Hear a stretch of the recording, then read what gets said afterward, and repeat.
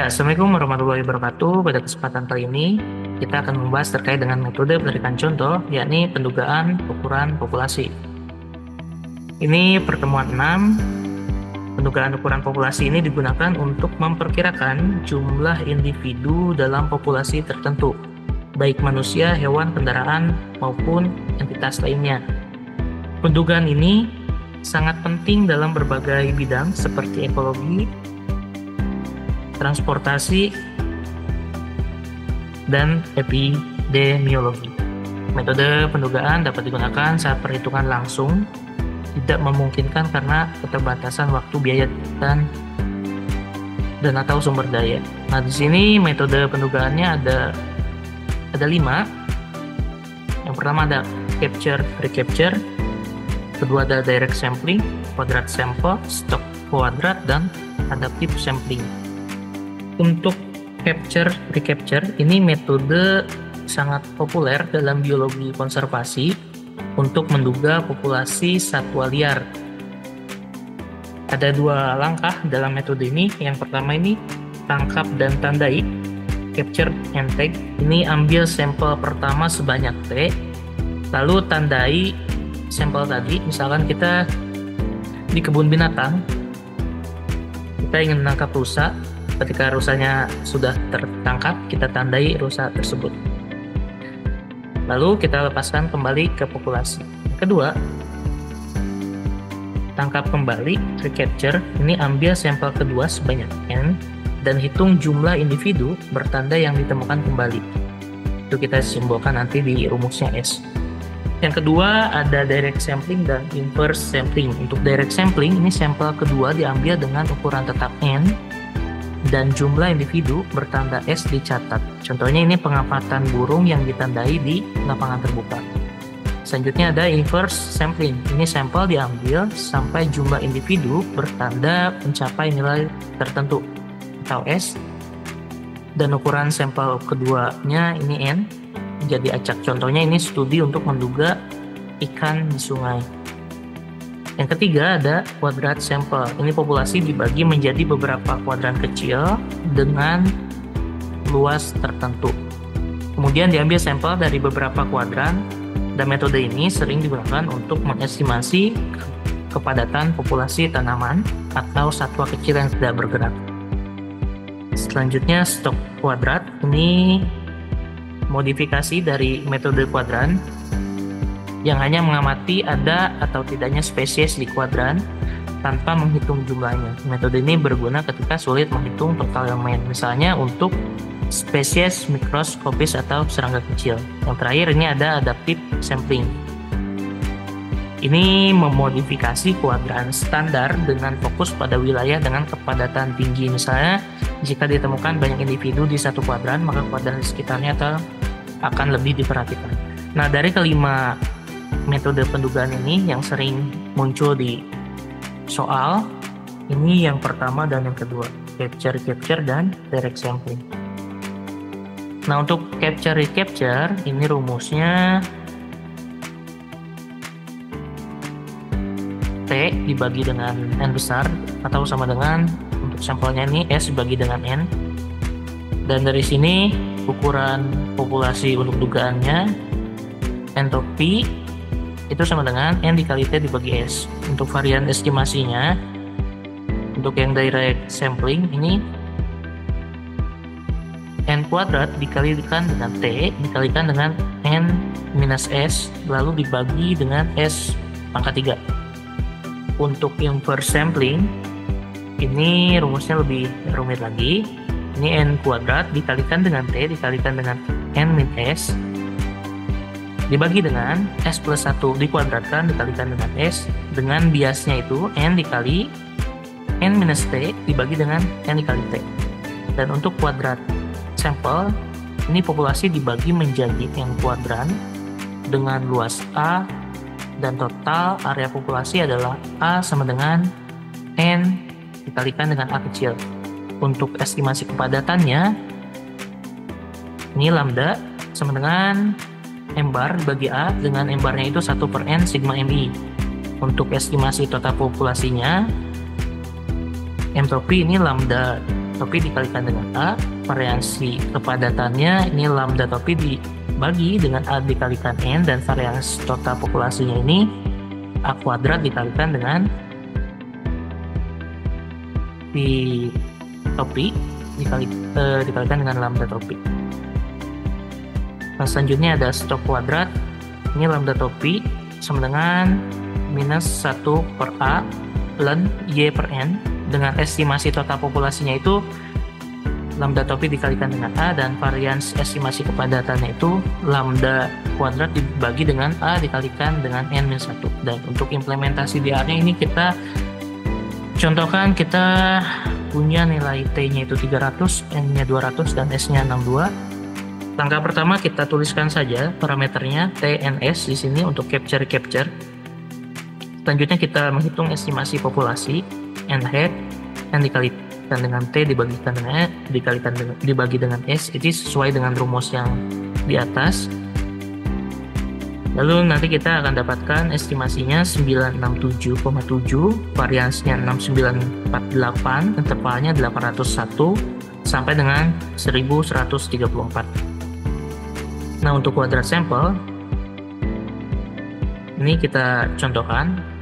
Sebenarnya agak sesimpel ini ya. Ini kan langsung diketahui ya. Biasanya kan soalnya kan soal cerita. Nah, untuk kuadrat sampel sini misalkan A-nya itu kan 10, N-nya 20, M-bar-nya itu 4, dan A-nya itu 480. Seperti biasa kita tuliskan dulu parameternya semuanya. Lalu kita hitung nanti kepadatan populasi, varians kepadatan, dan varians populasi. Dan di sini didapatkan kepadatannya 0,4. Ini merujuk kepada rumus yang di atas tadi. Untuk populasinya 192, varians kepadatannya 0,02, varian populasinya 460,8. Lalu ini yang ketiga ada stok kuadrat. Ini misalkan A-nya 10, N-nya 20, Y-nya 5, A-nya 480. Seperti biasa kita tuliskan dulu parameternya, lalu kita estimasi di sini. Lalu kita hitung juga variansi, dan didapatkan kepadatannya 0,13, populasinya 66,5, varians kepadatannya 0,000101, dan varian populasinya 23,3045. Nah, selanjutnya kita pindah ke contoh soal untuk pendugaan ukuran populasi. Ya, di sini ada 3 contoh soal. Nah, jadi nanti ujian biasanya soalnya nggak kayak yang tadi ya. Tadi kan langsung ditulis misalkan A, N, Y. Kalau untuk ujian nanti soalnya pasti soal cerita. Nah, untuk yang pertama ini pihak konservasi alam tertarik pada jumlah total harimau di suatu suaka marga satwa. 40 sampel harimau secara acak terperangkap, ditandai, dan kemudian dilepaskan. Sebulan kemudian, 26 harimau bertanda kena perangkap lagi. Secara total, 90 burung ditangkap kembali untuk menemukan 26 harimau yang bertanda. Dugalah N dan BOE-nya. Nah, ini menggunakan inverse sampling. Di sini S-nya fix dan N-nya tidak fix. Dan T-nya tadi 40. Jadi soal T-nya 40, N-nya 90, S-nya 26. Lalu kita hitung nilai N topinya. T dibagi dengan P. T itu dihitung dari N dikalikan dengan T dibagi dengan S. Jadi nilainya 90 dikali 40 dibagi 26. Ini didapatkan 138,46.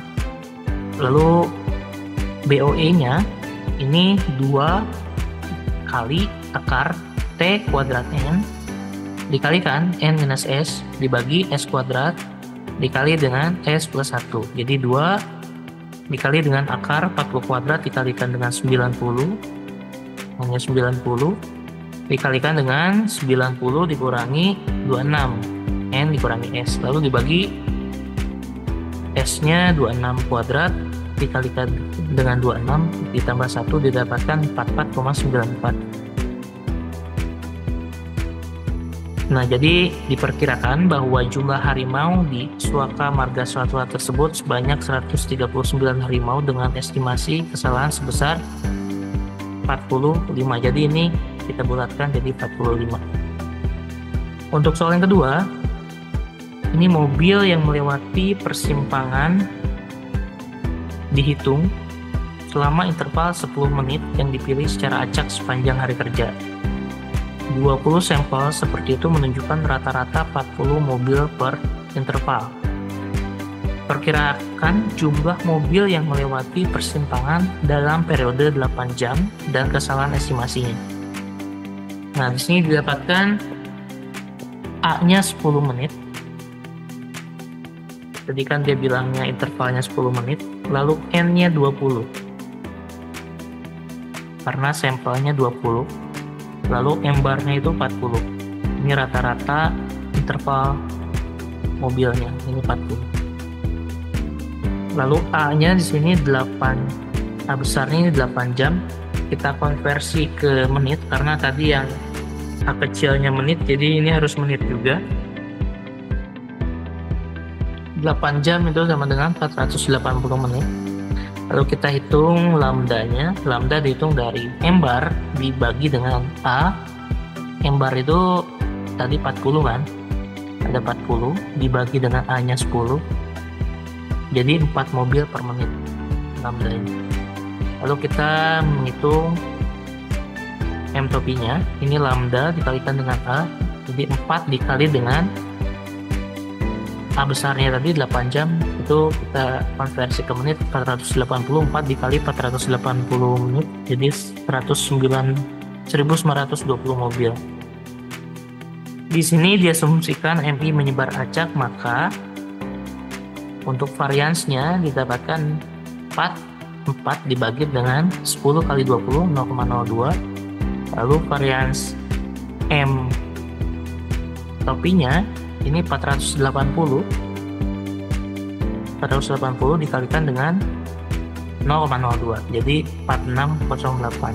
Dan dari sini kita bisa menghitung bound of error-nya 2 dikali dengan akar 4608 dan didapatkan 135,76. Nanti kita bulatkan jadi 136 mobil. Jadi perkiraan jumlah mobil yang melewati persimpangan dalam periode 8 jam adalah 1920 mobil dengan estimasi kesalahannya tadi 136 mobil. Dan ini soal yang terakhir. Ini suatu perumahan dengan total luas 2.500 meter persegi ingin diestimasi penghuninya yang terinfeksi COVID oleh tenaga medis setempat. Setiap rumah berukuran sama, yaitu 550 meter kubik dan ingin diamati sebanyak 30 rumah. Yang ingin diamati hanya ada atau tidaknya penghuni yang terinfeksi COVID-19, dan ternyata dari rumah yang diamati didapatkan ada sebanyak 21 rumah yang penghuninya tidak ada yang terinfeksi. Dugalah kepadatan dan jumlah penghuni yang terinfeksi dan kesalahan estimasinya. Nah, dari soal ini bisa kita dapatkan ini A besarnya ini 2500, A kecilnya ini 50, lalu sampelnya kan tadi 30, jadi N nya 30 dan Y nya ini 21. Untuk penduga kepadatan lambda dihitung dari